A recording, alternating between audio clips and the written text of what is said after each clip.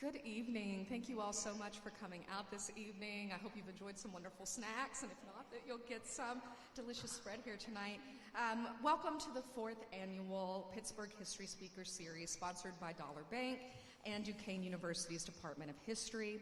Our first three events focused on immigration, Pittsburgh's religious history, and the diversity of the city's rich baseball history. Tonight, we bring three institutions together to uncover local labor history during the Gilded-Age. I'd like to thank especially Bob Prizzuti, Dorothy Spangler, Victor Labonte, Kyle Lauder, Delana Collins, Kelsey Paul, and Amanda Gillen for their work on this program tonight. My name is Jennifer Taylor. I am a public historian at Duquesne University in the history department.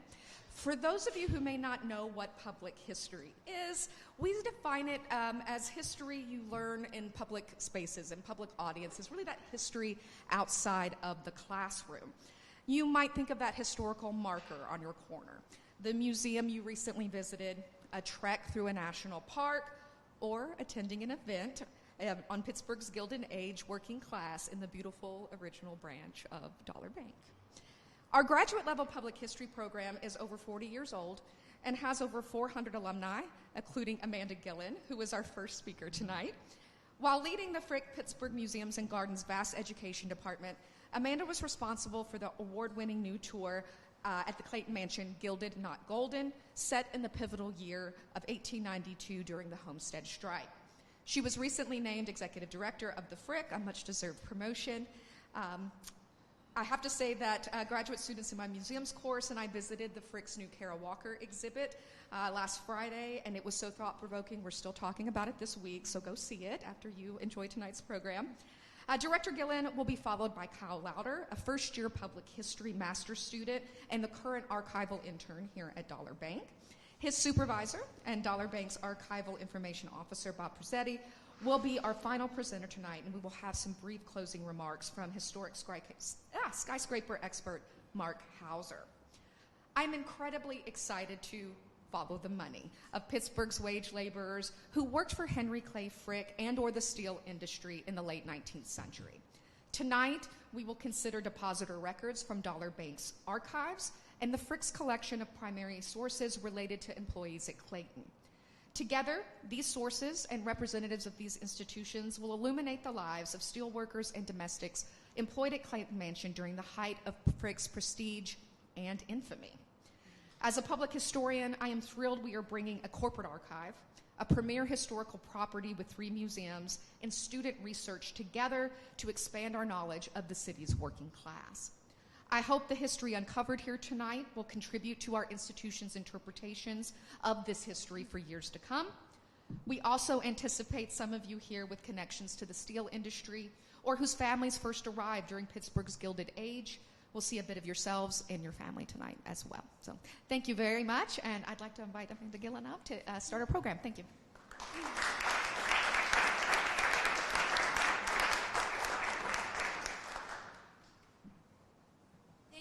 Dr. Taylor, I guess I am here to represent the money. That is my job tonight. I am not the star of this show, but I do want to set the stage for what's to come. I want to say thank you to Dollar.Bank, thank you to Duquesne.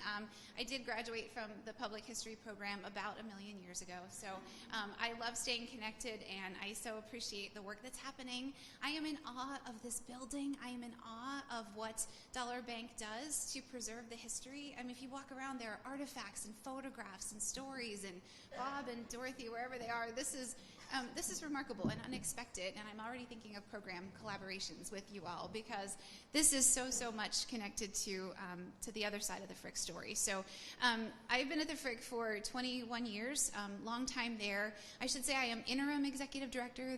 Who knows what will happen next, but it has been 4 months of incredible work, and this kind of thing I don't get to do enough of. So thank you for being here. We also have a couple of women, 3 people in the audience who give tours of Clayton, so if you haven't been, come and see us. Our new tour won an AASLH, American Association of State and Local History Award for its focus on 1892, as Dr. Taylor was talking about. So we're really taking a critical look at who Frick was, what it meant to have that kind of power, and what it meant to have, what influence he and his sort of Gilded Age cronies, friends, have on the Pittsburgh that we still live in today. So if that's interesting to you, come and see us.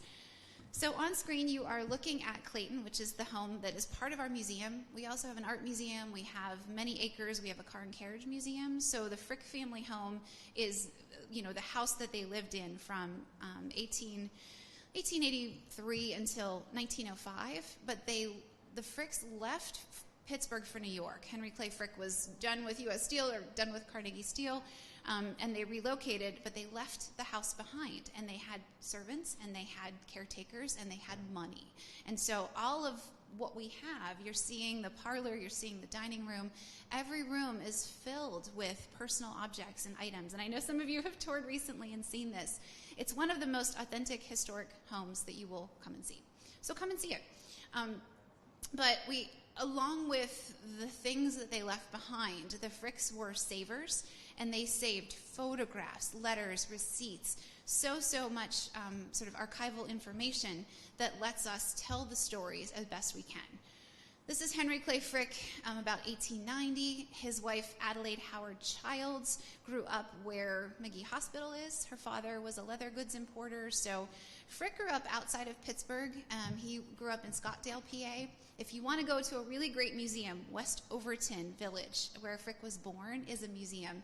And they also distill whiskey again, because Frick's grandfather was a whiskey distiller, among other things. So he grew up outside of Pittsburgh. When he married Adelaide, she was Pittsburgh society, and he moved to the city, and that was sort of his entree into, the big time here in our town.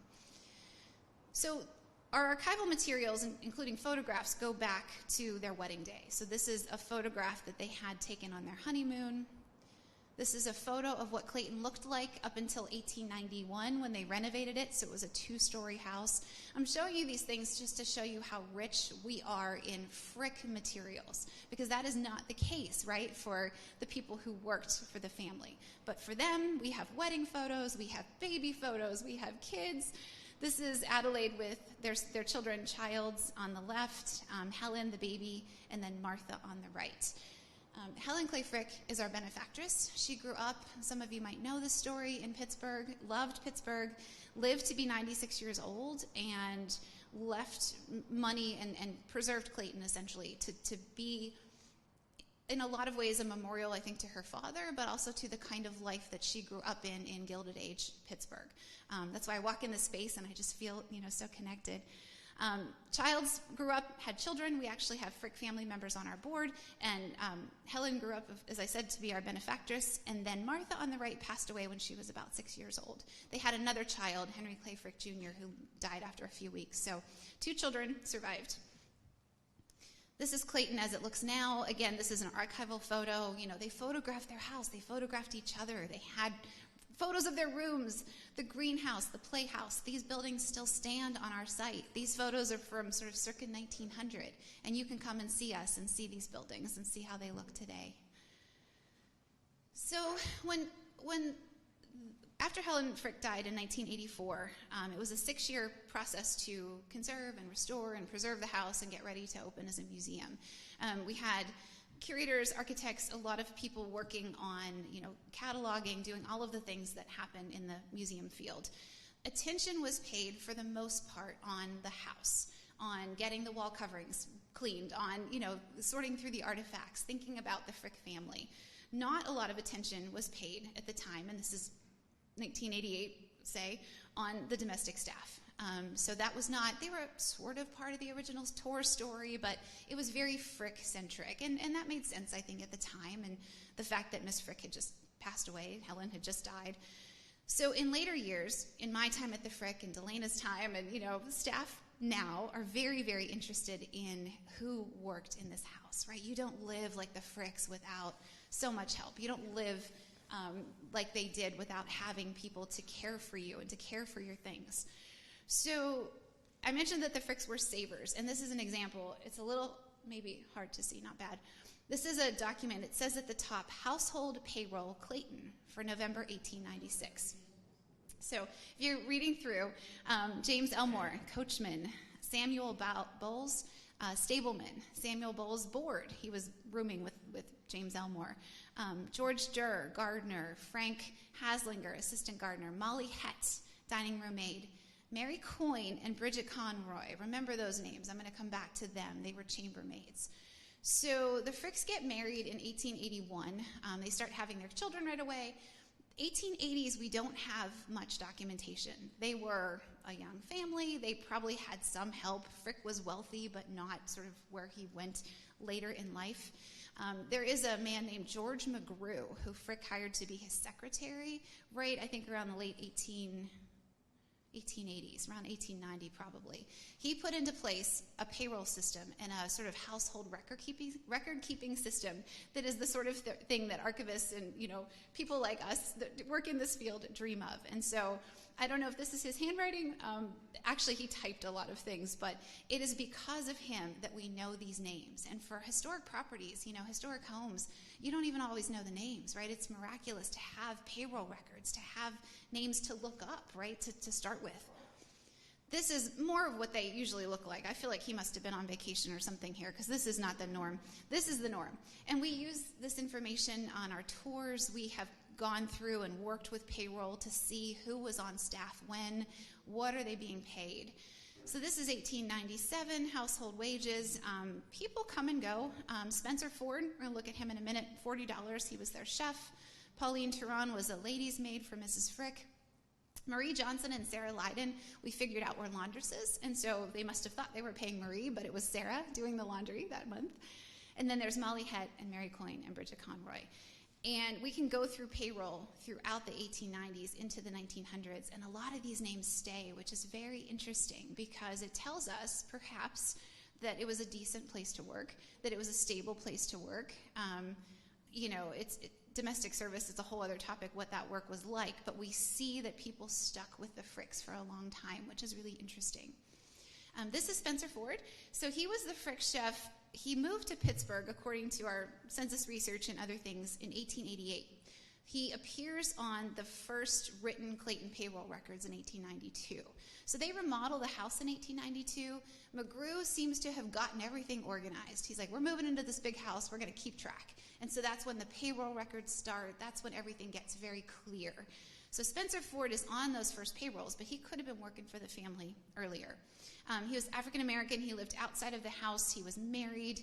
And I should say that the Fricks saved papers, archival materials. They were on our site for a long time. After Helen Frick died, there were boxes of these kinds of materials. We had an archivist in our little museum at the time, but things weren't getting processed in the way that they were really useful. You can look this up. A Frick family member sued us and wanted the papers to be moved to the Frick Art Reference Library in New York, where they would be processed and accessible. That's what happened. So all of these documents, things like this that I'm showing you, actually live at the Frick Art Reference Library, and anybody can get access to them to take a look. Once a year, staff, some of us, get to go to New York and sit and look through these papers and just find things. And I'm going to show you one discovery here at the end. So Spencer Ford, there are letters in the archives where Mrs. Frick was writing to their son Childs, who was away at boarding school, and he's like 12 years old. And she's saying to him, Spencer sent you that cake. You need to write him a thank you note. They're letters that are full of family life, like a mom writing to her 12-year-old kid. And those are some, to me, you can give me all the painting receipts in the world from Henry Clay Frick, but I want to hear what Mrs. Frick said about what was going on in that house. Like the fact that their dog bit a man and Mr. Frick had to give him $10. I mean, this is really like the good stuff, right? We have not finished mining the data about these people and about their lives. This is Mary Coyne. I said her name to you a couple of times. She started with the Fricks as a maid, she was a single Irish woman. We have actually had descendants of her sister. She never had kids, but her sister had kids, and they came to the Frick and told us some stories. Her sister Delia lived nearby, so sometimes Mary lived at Clayton, sometimes she lived with her sister. But she worked for the Fricks from the 1890s up until... Actually, this is 1924. So after they moved to New York in 1905, Mary stays behind. She becomes the housekeeper. She's one of the caretakers for a long time. This is a telegram in the Frick archives in New York from Helen Clay Frick to Carl Overholt, who was Henry Clay Frick's cousin and sort of like his business manager here in the city, in the Frick building, 1924. Mary Coyne, very ill. Please have everything possible done for her comfort. Helen. So these are glimpses into some kind of relationship, right, between staff, between this family. This is how many decades after Helen was a little girl. She hadn't even lived in Pittsburgh, full time. But Mary was on her mind, and they were caring for her. And stories like this surprise people about Frick sometimes and about this family. But I will say that the archives are full of generous examples of care like this. And that to me is very fascinating, and to our staff. And we think about this and what this kind of meant for these relationships. This is very fun. We use this on our holiday tour. You might have seen this. This is one page of Adelaide Frick's 1894 Christmas shopping list. I included this page because it says that Mademoiselle, who's Mademoiselle Marika Ogier, she is the governess that took care of Helen Frick, she's getting a ring. Marie is getting handkerchiefs. Mary, who I think must be Mary Coyne, is getting a pin. Bridget's getting a pin, and then Mrs. A is getting nothing, or whatever happened here. But again, these are things in the little tidbits of life, right? People come into Clayton and it's quiet, or it had been quiet. We're trying to bring more life to the house, more discussion, more conversation, more of an idea of people's lives lived in those spaces, and things like this help us do that. Coming back to this, I just want to show you Bridget Conroy's name, and I will end here because this to me is the best of what archival work can be. And I know some of my staff know this story. This is why archives are everything. And I so appreciate us being here and being able to talk about these old papers because they are lives lived. So this is a letter. I know it's hard to read. It's dated June 2nd, 1908. I found this in the Frick Art Reference Library in New York. Sometimes you don't know what you're looking for, right? You just say, I want to see this file. Like, just show me what's in here. And this file came out. Bridget Conroy, I had known she was a maid. I knew she was a servant. So I opened it up. I had no idea what I was going to find. And what I find are a series of letters where she has left the Frick's employment. We don't know when. We do know. Probably like late 1890s. She drops off the payroll. Whatever happened in between, she has gotten sick with tuberculosis. And it is 1908, and she has no one. And she has written to the Frick family for help. And I read through these series of letters at the table in the fancy Frick Art Reference Library, and I cried because I thought about this woman having nobody else to turn to. And so she wrote to a family, rich family, that she had worked for 10 years prior. So she says, Dear Mrs. Frick, I wish to let you know I got sick last fall, and the doctor advised me to go to California. I traveled as far as I had as Badlands, California. The traveling or climate did me no good, but instead left me in much more feeble condition. Here I am back again to Pittsburgh in a poor circumstance, as I have spent all my money. And Mrs. Frick, would you please help me? Your old servant, Bridget Conroy. I mean, this is everything, right? This woman worked for them. She spent time in the house. They knew her, she knew them. But think of having to swallow your pride and write to a woman you maybe haven't seen because you are at the end, right? I think of her when I think about this bank and people who are putting their money in here and working. I come from a steelworker family, right? Slovak immigrants. So I so appreciate what is happening here. I appreciate this program, and I appreciate the chance to talk a little bit about what archives mean to us. I know there's a lot more to come, so I will end there. But come and find me, please, if you have questions. I'm really excited to hear what's next. Thank you.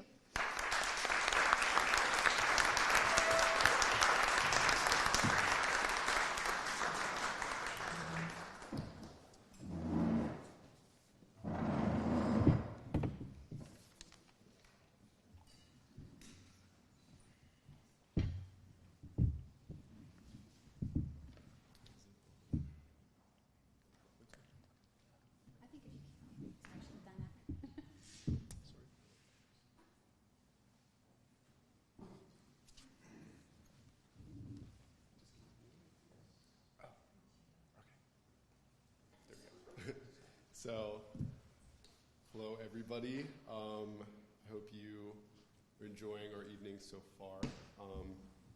As Dr. Taylor said, my name is Kyle. I'm the Corporate Archives intern with Dollar.Bank this spring, and I'm also a public history graduate student at Duquesne. So I'm going to shift the conversation a little bit to the people that made the Frick's lifestyle, their beautiful estate, their large staff possible, and that is Pittsburgh's working class. More specifically, though, the immigrants of the working class. So Pittsburgh's history is impossible to tell without recognizing the importance of immigration and labor into shaping the city as we know it today, right? There have been many different waves of immigration coming to Pittsburgh throughout its history, and one of those groups, one of these immigrant groups, proved to be people from Eastern and Central Europe, or as we might know, Slavic Europeans. And these Slavic Europeans came to the city looking for greater opportunities for their families, looking for higher quality of life here in Pittsburgh for a variety of reasons. And not only were these Slavs another demographic coming into Pittsburgh and working in the mills, but they were also another client group for Dollar.Bank. Okay, so ever since the bank was founded in 1855, Dollar.Bank has opened its doors to all people in Pittsburgh, whether they were Native or foreign Americans, whether they were middle class or working class. Dollar.Bank has served all Pittsburghers that walk through its doors.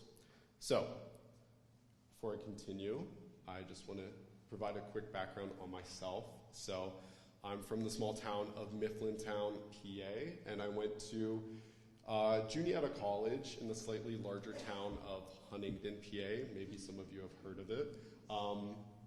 But I got my bachelor's in museum education from Juniata, and after getting my bachelor's, after graduating, I had the great opportunity to teach English in Bulgaria through the Fulbright program, and I really became immersed in Slavic culture. I really kind of got an interest in Slavic history there.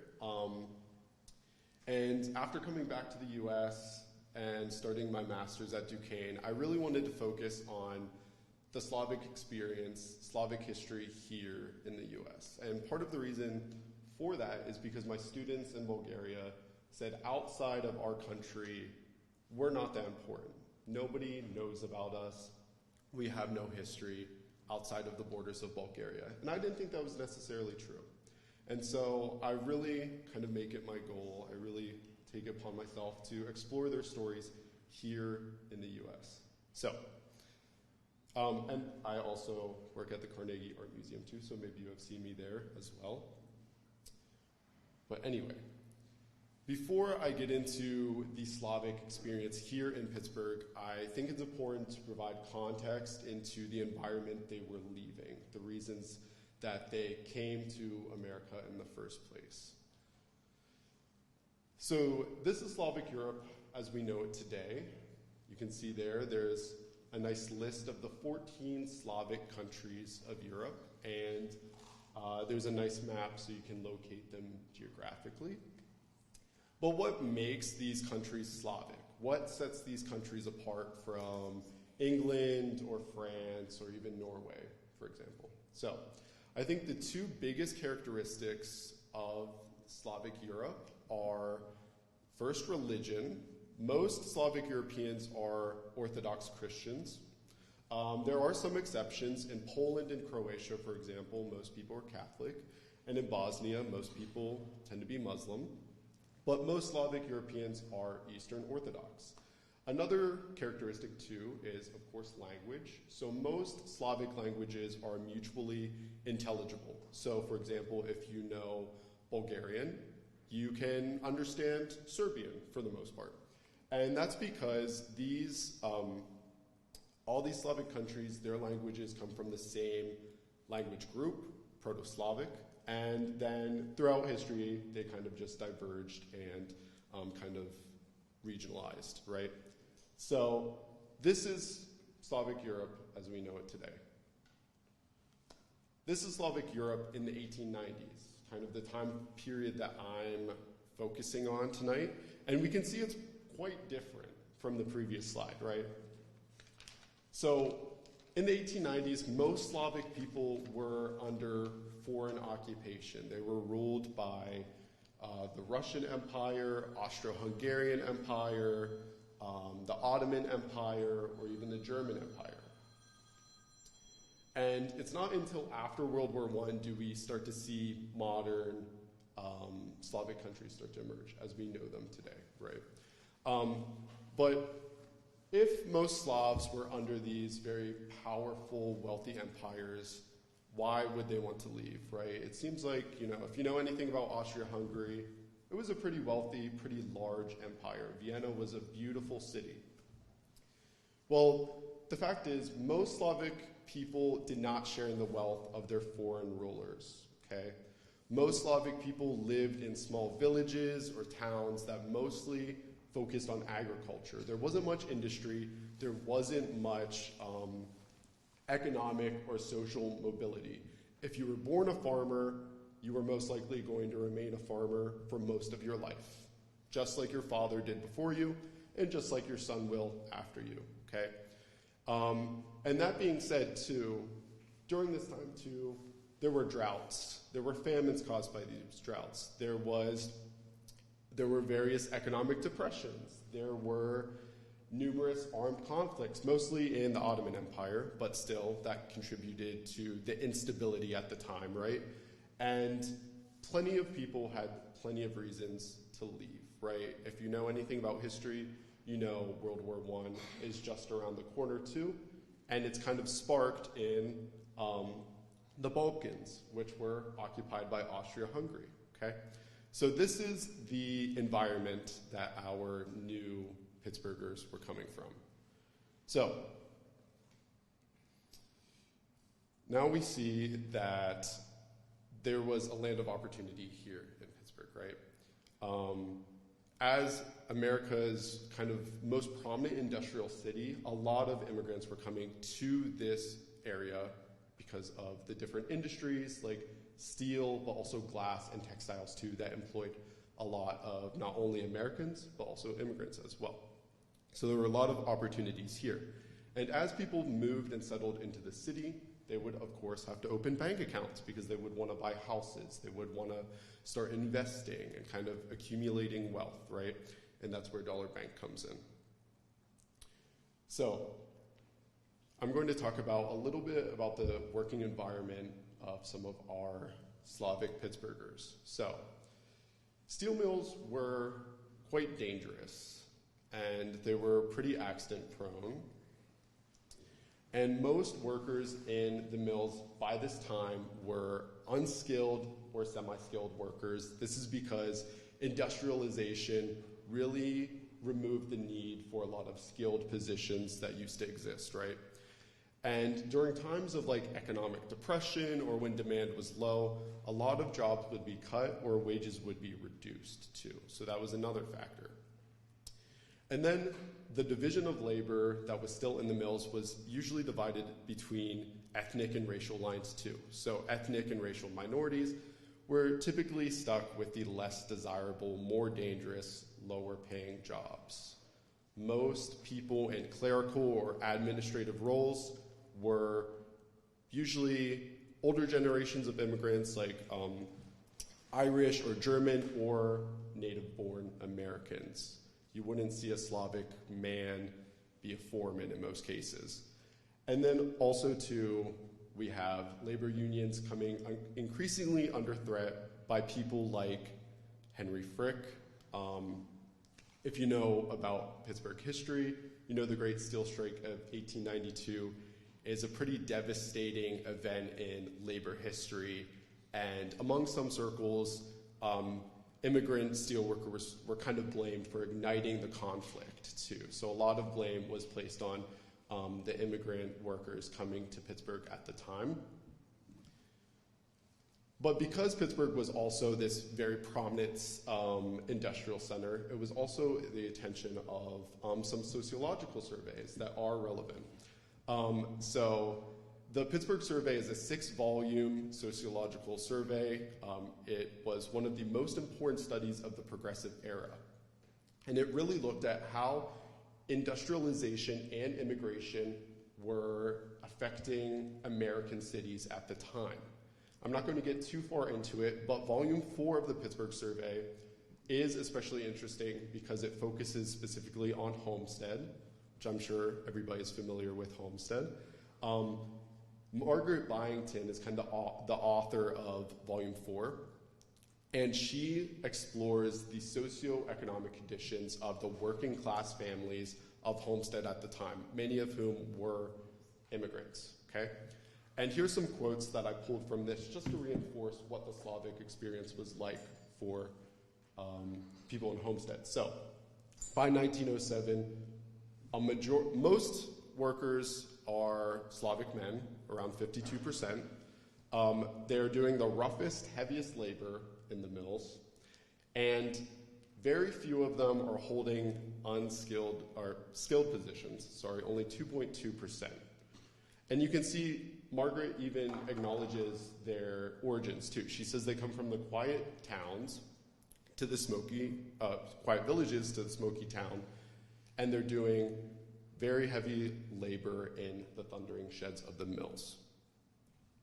So now we're getting to our Slavic workers here. So this is a kind of screenshot of one of our archive signature books that the bank has.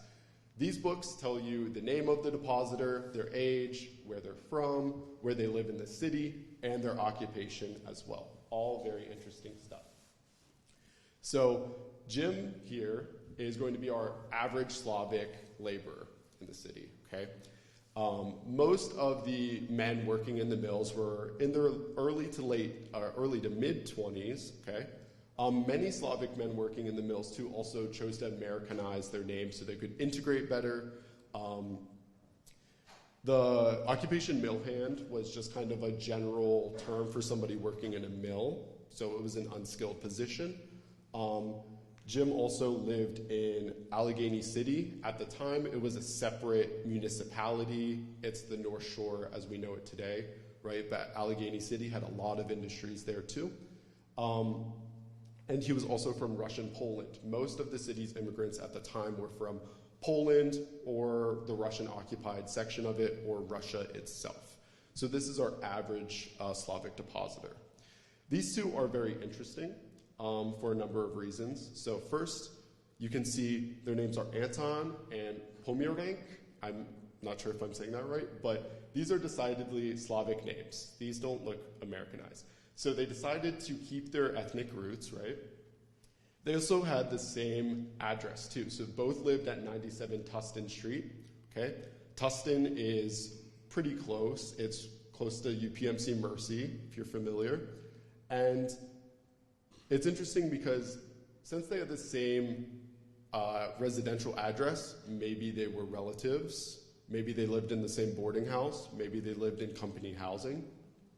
The fact that they deposited one after the other also suggests to maybe they coordinated this. So we don't know for sure, but it does suggest some kind of like narrative. It gives you a little peek into their lives, right? And then Pomirank is also a galvanizer.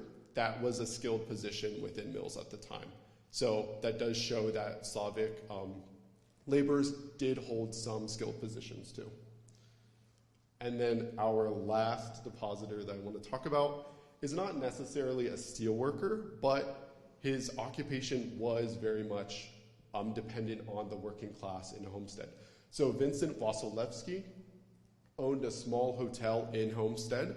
He also had a pool room and a saloon within the same building too. So this shows that there were kind of in the mill towns, these social centers, these hotels were very important, especially for immigrants new to the city that didn't really have any roots, that didn't really have very many social ties. So not only did they have lodging provided, they had a place to eat and a place for entertainment all in one building. And I did look at Vincent's borders. Most of them were immigrants too, from Portugal, Spain, and Austria. But this shows too that immigrants usually boarded other immigrants. But something else interesting of note is this is Vincent's obituary that I found too. It tells you about his involvement in the community. He was a founding member of his church. He was involved in several social organizations. He had a large family too, 3 sons and 1 daughter. There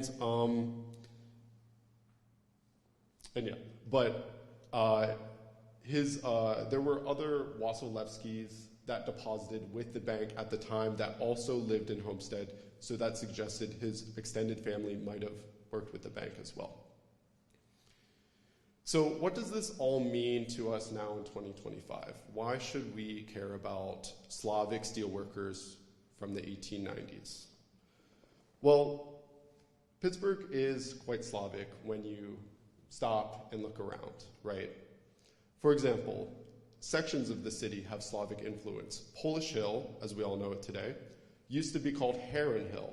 And then as Polish immigrants came to the area, the neighborhood was renamed because it had a large Polish community.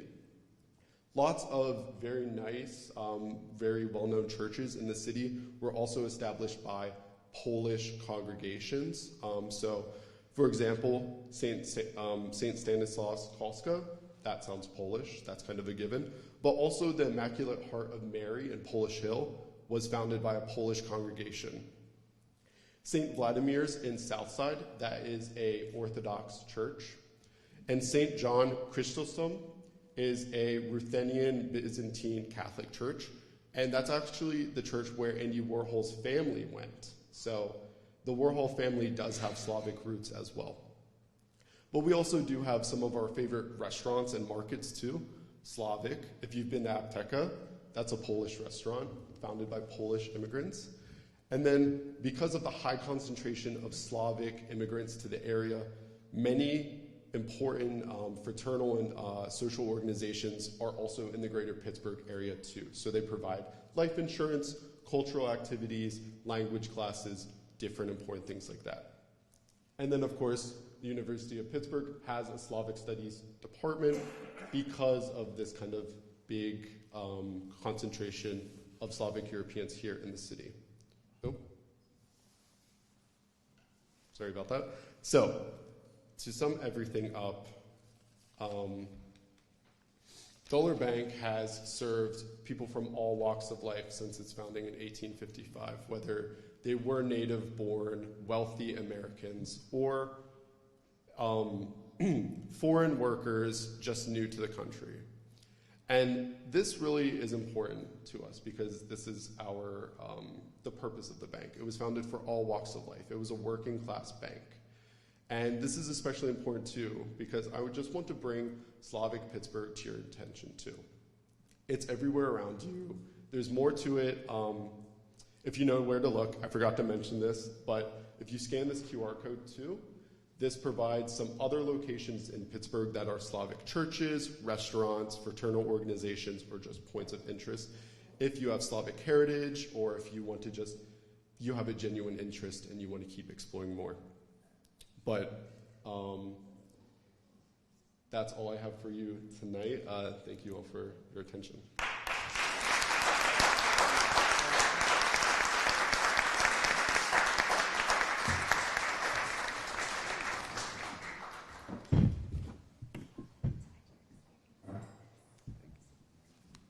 Thank you, Kyle.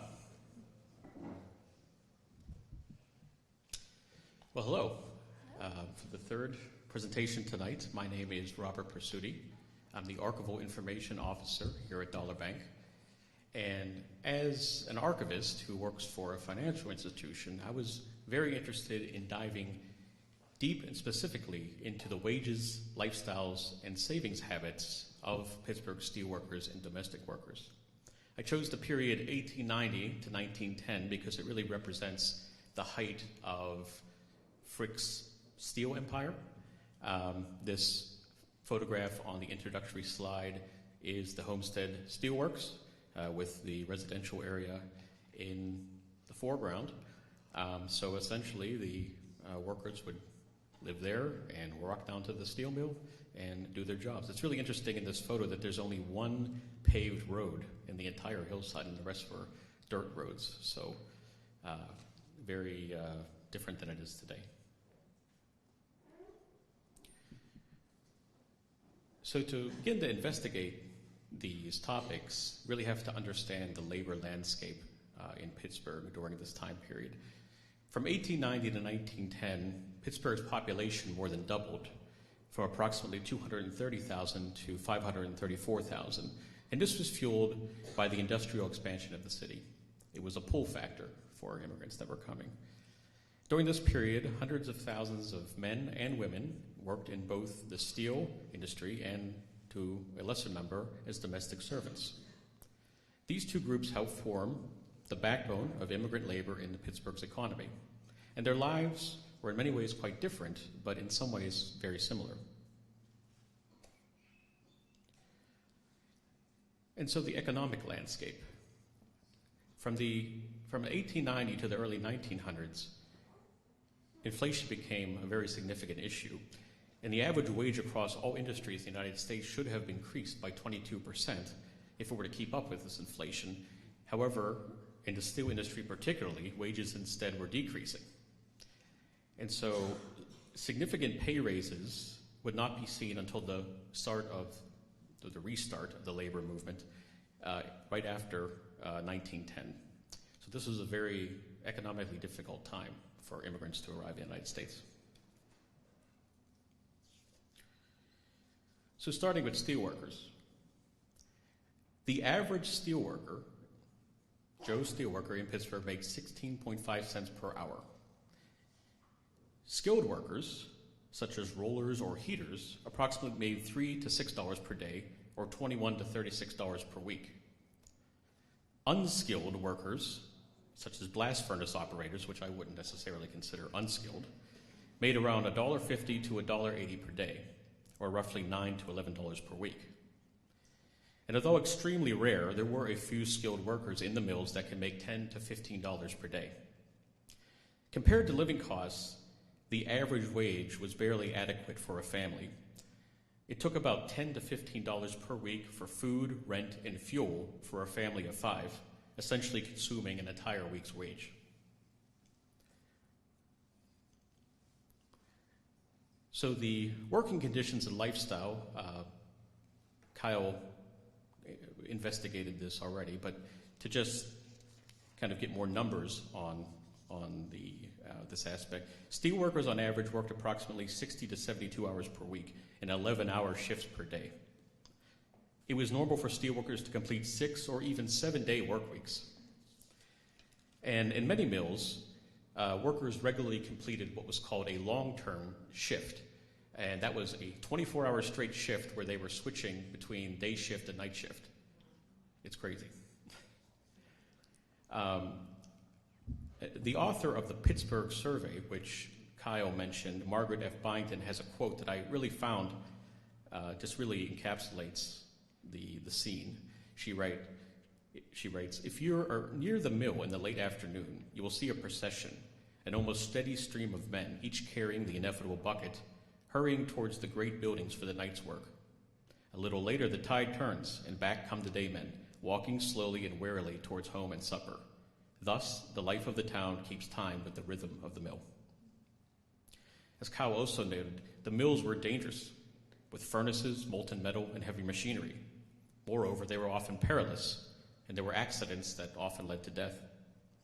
Nearly 200 steelworkers were killed in Allegheny County in a single year from 1906 to 1907, and thousands were injured.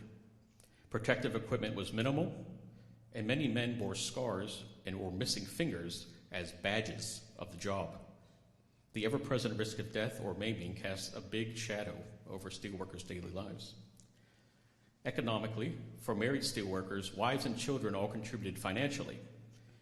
Wives frequently kept boarders or did laundry work for extra income. Children sometimes quit school early to work despite child labor laws, or they ran errands around town for people that needed stuff from the shop or the grocery store.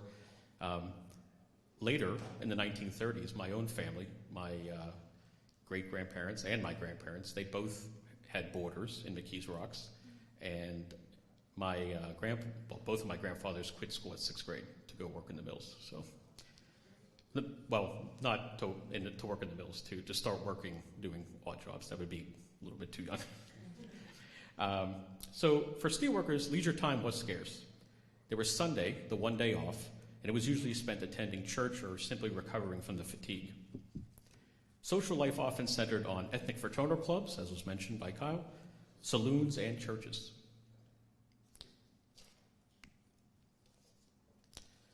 So going further into their saving habits and their economic mobility, steelworkers had a limited ability to save. As I said, after rent, fuel, food, and other essentials, a steelworker's paycheck had little left. A study of Slavic mill families earning less than $12 a week found that they spent a median amount of $10.03 a week on necessities. Many immigrant steelworkers planned to return home with their savings, actually.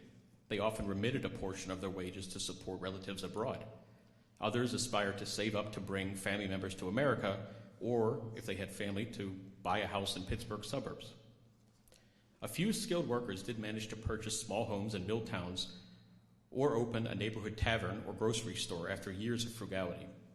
But for most unskilled workers, the upward economic mobility was extremely difficult, even after many years of frugality, and because their wages barely covered their living costs.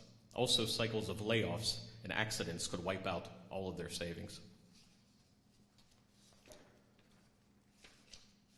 In the 1900s, steel companies did start to introduce programs like employee stock purchases and also pensions. They were intended to encourage loyalty and ostensibly help workers invest.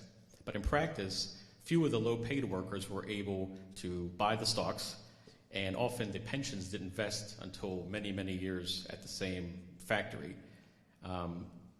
The incentive for a lower-skilled worker was to switch mills to have a marginally higher wage, even though there were usually a wage schedule that went up by years at most of the mills.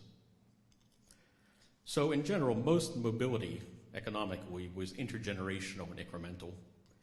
Steelworkers hoped that their long hours would enable their children to get educated and find white-collar jobs. And by the next generation, many steelworkers' sons moved into clerical and skilled trades, and their daughters went into retail or teaching. In my family, it took 2 or even 3 generations, but we got there. And so this is an example of, I'm going to pronounce his name, Zian Grzyb, and he was a steelworker from Austria. He was a Slav living in Austria. He was not necessarily Austrian because the Austro-Hungarian Empire took over a lot of Eastern Europe. But he was a steelworker, and on the right-hand side, you can see his deposit ledger for the bank. And it's hard to read, but if you were to go through and see the numbers up close, he saved about $10 to $20 every month. And so this indicates that this steelworker is probably single, and he's living extremely frugally. At the bottom, you can see that in the red, he took out all of his savings, $1,417.67, and he went elsewhere, maybe back to Europe, maybe to another bank. So moving on to domestic workers, their wages and compensation were mainly for, most of the domestic servants were mostly women, but there were some men in the profession. And for their wages and compensation, around 1900, a female domestic worker earned about $3 to $6 a week in cash wages. And this often translated to roughly $150 to $300 per year, which was significantly lower than the male industrial workers' earnings. However, room and board were usually provided free of charge and as part of their employment. There was a wage hierarchy among servants. Male servants, like coachmen and butlers, were fewer, but often earned more, sometimes $8 to $12 per week with board, reflecting their higher status roles in wealthy households. For women, certain specialty positions, as Amanda noted, commanded a premium. You could become an experienced cook or a lady's maid, might earn $20 to $30 a month, or $4 to $5 a week. In the grand mansions, a top housekeeper or butler could even earn $40 to $50 a month, but such positions were even more rare than the foreman positions for steelworkers. Unlike factory jobs that sometimes had wage schedules, domestic servants' wages often stayed flat for years. Many employers did not give regular raises, and servants hesitated to even ask. Instead, a common way to earn more was just to change employers.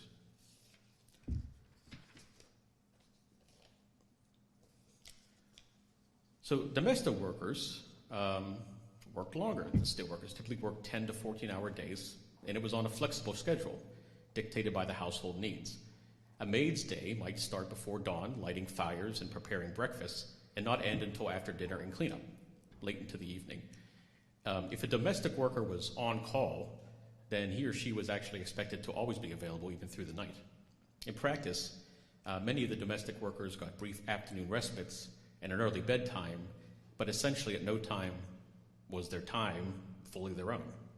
Most servants resided in a small attic or a basement room in the employer's house, and these quarters were often cramped and poorly heated. In general, domestic workers occupied an ambiguous space. They were part of the household, yet they were socially separate. There were nannies who were very close to the children that they raised, and vice versa, the children really liked them. However, ultimately there was a social gulf between them because they were not equals. Employers often addressed their servants by their first name or even generic names like Mary or Bridget if they couldn't pronounce their ethnic names, while servants addressed employers as Sir, Ma'am, or Mr. and Mrs., followed by their surname. In some homes of the very elite, bells and speaking tubes were used so the family didn't even have to talk or see the servants face to face. Despite this, many domestics took pride in their work and found an emotional reward in running a well-kept home. It's also important to note that domestic servants in this era performed arduous physical labor. They hauled coal for stoves, carried heavy water buckets for laundry, and scrubbed floors on their hands and knees. Obedience and deference was always expected from these servants. Yet within their domain, the experienced servants often had considerable authority over their household routines.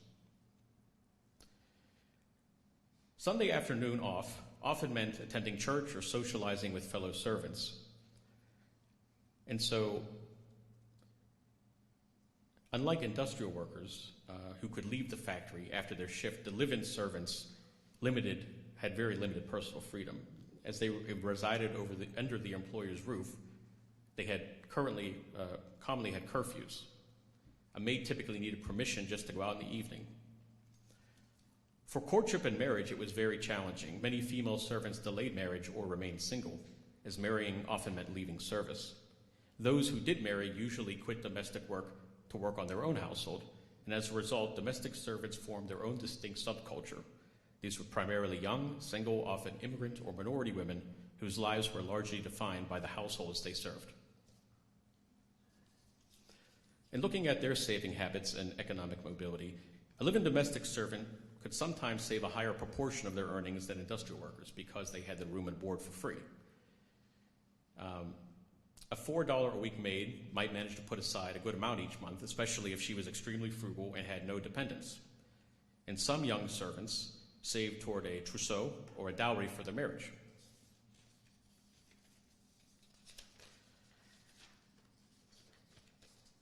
However, domestic servants had no pensions or insurance plans to rely on.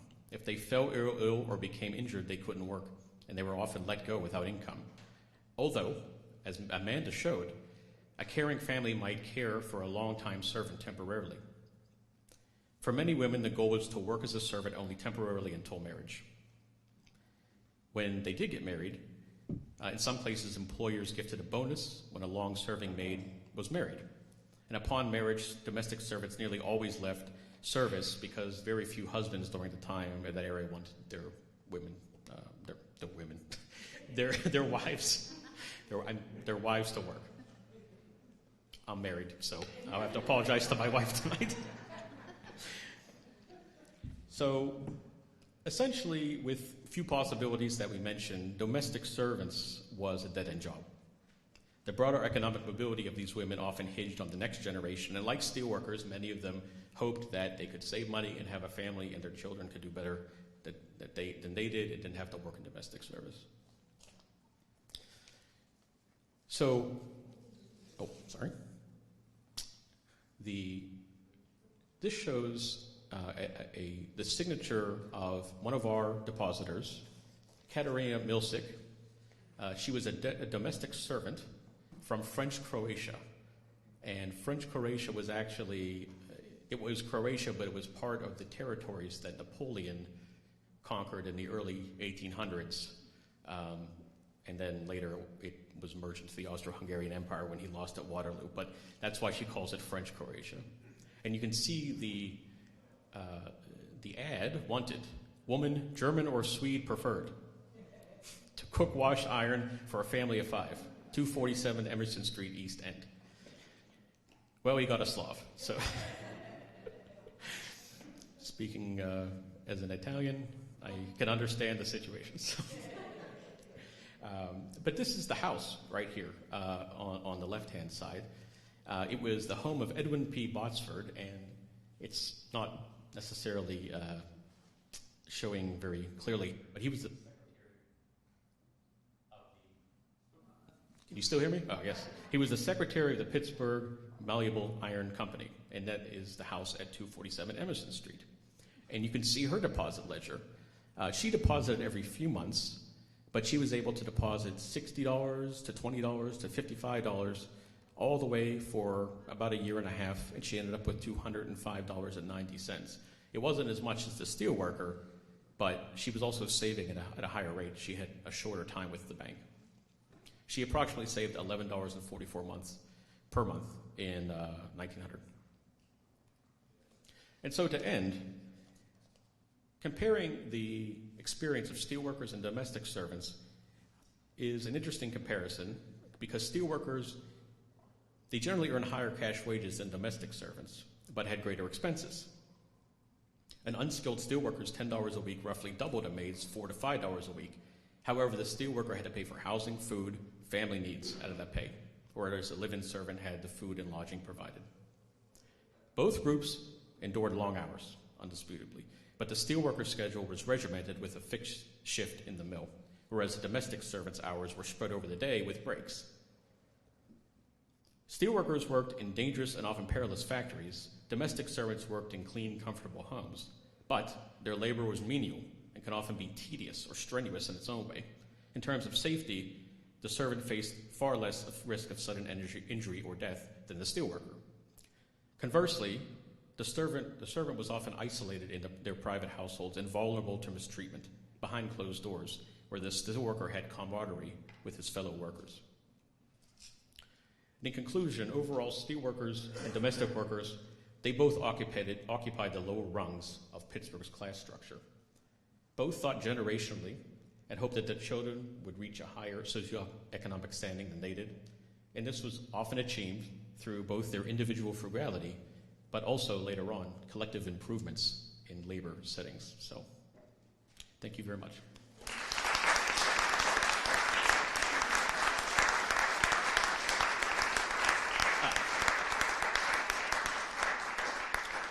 And now we'll hear from Mark Hauser about his Go Forth project as sort of an addendum on the end of the program tonight. Thanks. Wonderful. Appreciate it. Well, let's give another hand to our presenters.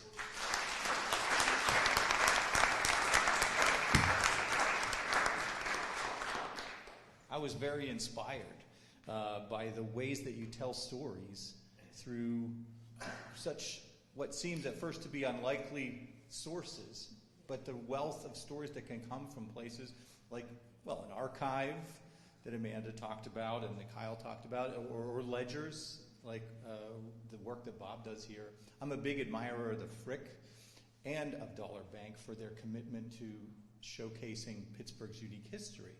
So who am I to say this?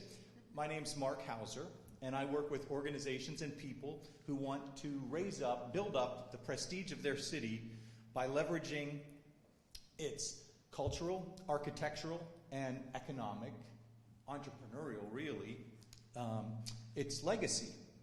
And so I do that in a number of ways. I've written a couple of books about America's great skyscrapers, and those are here in Pittsburgh and across the country. So I also have worked with recently with the Benter Foundation and also Rob Pfaffman, a preservationist architect here. Ooh, I'm making this hum. Hello. Sorry, everyone. Try to have a less booming delivery. Maybe if I move to the side slightly. Anyway, so I've worked with 2 years ago, I started working with the Benter Foundation, with their support, to create something called Go Forth Pittsburgh. Because we, here on Fourth Avenue, I love skyscrapers, and we've got some great original Pittsburgh skyscrapers here. But we also have great places like Dollar.Bank, and there was, at one time, the stock exchange. This was the Wall Street of Pittsburgh. So there was a petroleum exchange, and then a stock exchange, and that's why all the banks are here, because they wanted to be where all the action was. In fact, that's why the stock exchange came here, because the banks were here. And so 2 years ago, we put together this guided walking tour, and also a banner on the side of the Benedum Trees building, which was next door to the stock exchange. Where the stock exchange was is now actually a loading dock. So in order to see what it looked like and to see the story of Michael Benedum and Joe Trees and some of the other characters on this street, these personal stories, if you just scan that QR code there, you'll come to, and now I think the space bar will advance this. Yes. So this is an example of Go Forth Pittsburgh. But why stop there? Now, no one can see my phone, but when you go to the Go Forth page, you can play audio. Jam and tune. I'll just show you. Welcome to the Go Forth. I know that guy. So this is something that I recorded with Megan Harris, who is a journalist at CityCast Pittsburgh and formerly with WESA and formerly with the Tribune Review, one of my colleagues when I worked there. And so the website allows you to flip through some of the buildings on the street. You can navigate the street there and see Bank of Pittsburgh. That's just a block down from here. That's one of the first banks here in Pittsburgh, hence its name. And that building doesn't exist anymore. It's a parking garage. But if you use the website, now you can see, and there's a little QR code on the side of the Benedum Trees so people walking can see this too and learn. There's a button you can press up here that plays our little audio. There's a magnifying glass that zooms in so you can see details on these building facades. There's a look inside button that lets you see pictures, which is especially nice to see the stock exchange or the Bank of Pittsburgh that are both gone so you can see what they look like. But Bob and Dollar.Bank and their great team didn't invite me here to talk about those buildings. They invited me here to tell you about an exciting new expansion. So when this was launched, it was a pilot project with just 3 buildings you could see on that map: the Bank of Pittsburgh, the Stock Exchange, and the McChesney building, as it was called. Now it's called the Benedum Trees building. And now Dollar.Bank is the first new addition, because the dream for this tour is for it to stretch from Dollar.Bank, one gateway of historic Fourth Avenue, all the way down to PPG Place. That 2-block stretch is just full of fascinating, interesting buildings. So that's what I'm working on now. But I want to tell you that if you go there today, you can see officially unveiled today the story of Dollar.Bank. Now, you're in this beautiful building, so you can see a lot more of that history. But people walking down the street, it invites them to come on in, take a look at this fantastic, gorgeous facility, look at all the exhibits, and it also warns them, you can look at pictures in here, but don't take any pictures inside because it is a bank. Now, I wanted to tell you there's other initiatives going on, but I'm in the midst of working with all the building owners up and down this street, and if you'd like to help raise the prestige of Fourth Avenue, please come see me after. Other things going on Fourth Avenue, I mentioned my books. My second book, High Rises Art Deco, was done in collaboration with a Philadelphia artist named Chris Heitha. You see us there in that terrible selfie where my arm is turning monster size. But that's us in the Chicago Architecture Center last summer.